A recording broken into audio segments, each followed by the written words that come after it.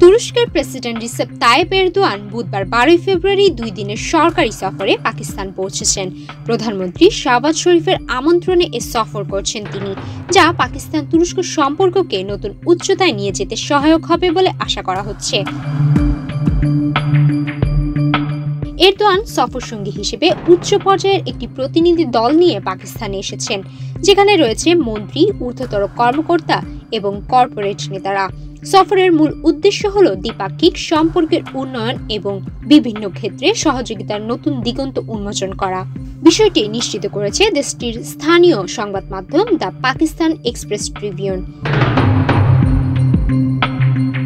এই সফরের অংশ হিসেবে এরদোয়ান পাকিস্তানের রাষ্ট্রপতি সাইফ আলী জারদারি এবং প্রধানমন্ত্রী শাহবাজ শরীফের সঙ্গে পৃথক বৈঠক করবেন। এই বৈঠকগুলোতে মূলত অর্থনীতি, বিনিয়োগ, প্রতিরক্ষা সহযোগিতা এবং আঞ্চলিক নিরাপত্তা বিষয়ক আলোচনা হবে।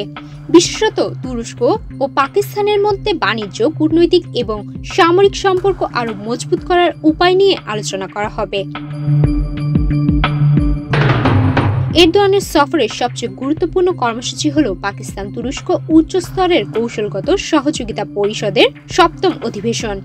এই অধিবেশনে দুই দেশের সম্পর্কের বিভিন্ন দিক যেমন কূটনৈতিক, বাণিজ্যিক ও প্রতিরক্ষা সহযোগিতা বিষয়ে আলোচনা হবে। এছাড়া অধিবেশন শেষে পাকিস্তান ও তুরস্কের মধ্যে একাধিক সমঝোতা স্মারক সই হওয়ার কথা রয়েছে।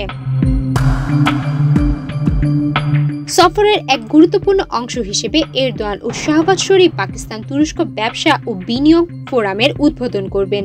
এতে দুই দেশের শিল্প ও বাণিজ্য খাতের শীর্ষ ব্যক্তিরা অংশ নেবেন, যা ভবিষ্যতে অর্থনৈতিক সম্পর্কেরও আরও সম্প্রসারণে সহায়ক হবে।